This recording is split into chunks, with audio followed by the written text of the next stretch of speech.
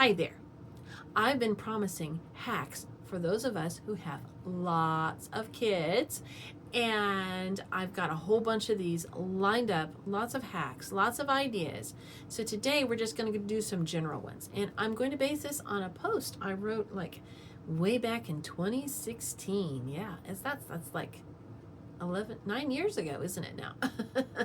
Anyway, so I'm going to read this, and I'm going to, of course, go down little rabbit trails and all kinds of fun things. So stay tuned. I hope you like it. All right. Yes, I am the mother of 15 children. I am, really. It's not really that many. I know all of their names in order and even have their birthdays memorized. Of course, I suppose being involved in their birth makes it a bit easier for me to remember them. Walking, running, and leaping down this amazing road of mommyhood, I have discovered a number of family hacks that have kept me more on top of circumstances than underneath them. Now, you know the old saying, passerby asks, "How are you doing?" And a person replies, "The best I can under the circumstances." And the person says, "What are you doing under there?" So here are 15 of these hacks. Okay, now there might be more than 15, I think. Of course, there are probably 1,000 or more I could list, but I'm sure you need to hug, cuddle, wipe, and feed your own children instead of sitting here in front of the computer or whatever. And I think I'll just do, more later. All right, number 1. I know this is something random, but people need this, right? Keep diapers and wipers all over the house so you can change anyone, anywhere, anytime. And this was important when we had a larger house and we had we had 3 different floors. And so I kept diapers and wipers stocked on each floor in a centralized place. I just kept them. And when I bought new diapers, I would have the kids restock each of those central places. So I'd always have lots, because I usually had at least 2 in diapers, sometimes 3. Okay, number 2, use bibs. Cover those kids up when they eat, and then you'll have less to wash, less to clean, all right? And having said that, sometimes when your child is teaching themselves how to eat, then after dinner, you just throw them in the bathtub. It's just easier. Don't even try. I wouldn't even wash them off. We just have a great time. I just stick them in the tub and let them play a little bit in the water. Of course, we had this little bath. We had this house, right? This 3-floor house, and we had a bathroom right next to the kitchen. So I could throw them in the tub, and I could watch them play in the water while I was helping the kids clean the kitchen. And so it just really worked out really well. But anyway, that's just an idea. I would just throw them in the tub. Okay. Number 4, shop all at once.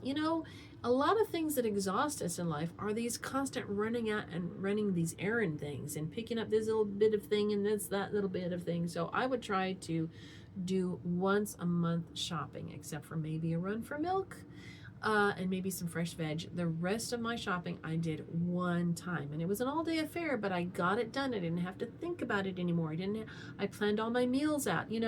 Our Tribe of Many is one of those channels here on YouTube, and she talks about how she does the same thing. A lot of moms with large families, that's what we do, right? It just is easier for our lives. Okay, number 5, put your purse in your diaper bag or vice versa. Now, when you go out with your kids and you have little tiny people, you might have certain eating things that you have to do. Like some kids, they have special diets or special formula. And then you have, of course, little tiny babies. They're going to mess their clothes. So you have to have a little change of clothes, and you have to have some diapers and some wipers. And you don't have to have you don't have to include everything to go to the moon, but you have to be prepared a little bit, don't you?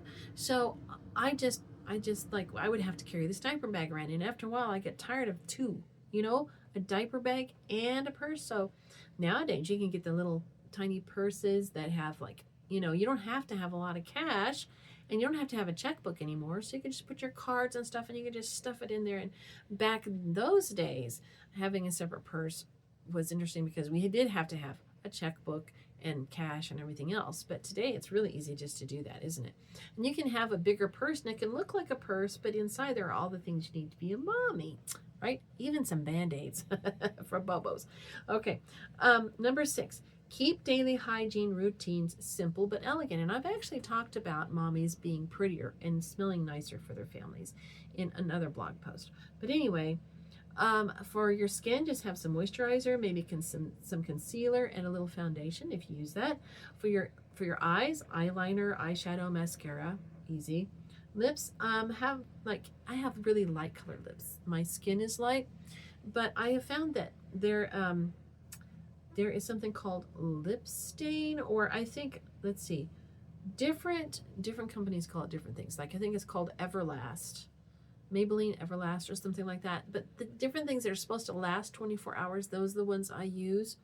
So I put them on and then I can just forget about it the rest of the day. It's like you have like two coats, like one coat is the undercoat and the other one is the gloss on top. And they tend to stick a lot longer. So that's what I've been using. Okay. Number 7, keep a capsule wardrobe. Go through your closet and get rid of stuff that you hate or looks ugly or you're not fitting in right now, and keep the stuff that you really like, and then wear those items over and over again. Maybe have 1 or 2 outfits that you wear for church or special, and then the rest of the items are for around the house, and just keep those and just switch those out every day. And you know what? It's going to make your life easier. And if you're really careful, you can look really elegant and nice every day instead of feeling like a frump. Okay. And having to make those decisions every morning is crazy. Okay. Number 8, use and enforce child gates. Okay. Especially if you have a lot of little children. Sometimes, now this is something I did when I had a lot of little people and I had no helpers, like they were all little. I would clean up the house in the morning, and then I would put a gate up in the general areas, like in the living room, and then we would just kind of enjoy ourselves in the kitchen and the dining room. We'd play outside. They had a little playroom in the basement in one house, and that kept the one part of the house was always clean because they were not allowed there to go in there and mess it up. Now it saved on the furniture because they weren't jumping, hopping, and all that kind of stuff on everything. And it saved my sanity because then I had part of the house that was always clean. And I didn't have to clean everything every day all the time. There weren't any toys allowed in that room or anything. So that's one thing. Okay, number 9, bathe small children together. You know, large families have done this for eons. I know because I've read books and they all talk about it. Now, we're not talking about older children who need their privacy. We're talking about little kids who don't care. Throw them in the tub together, then kind of wash their hair all at once, and get them all cleaned up and dry and everything, and in their PJs. Do it at one time and you're one and done, right? So that's what we always did. All right. Number 10. Okay. Use a timer and do a quick pickup 3 times a day. Okay, so in the morning you might have your chores that you're going through and doing your regular thing, but after you especially if you homeschool, your kids are there, you're playing, you're doing things, and it gets towards lunchtime, 15 minutes to pick up and clean up. Then you can have your lunch, and do this like 15 minutes pick up and clean up before dinner, and then 15 minutes to pick up and clean it before bed, and just make it part of your routine, and it'll cut down on the amount of work you have to do and also make you happier. Okay, now keep toys in one room. This can work out. It doesn't always work out, but usually, even in the smallest house, in that under 1,000 square foot house, we designated one room with the smaller kids, right? It was a bigger room, but it had smaller kids in it. And so we were able to put everyone's toys in there. So when they wanted to play with toys, they would go in that room. They couldn't drag all the Legos all through the house everywhere. They had to keep them in that room. Okay. If there were Legos ever found outside the room, they were promptly taken back to that room. Now, this doesn't mean that they couldn't have like their special doll, or maybe for a boy, a special truck, one special toy that they could take with them other places. But in general, the toys stayed in that room, and that helped everybody keep things neater. Okay. Keep shoes simple. This is another important thing, like almost like have a uniform with shoes. Like in the summer, you either get tennies or flip-flops.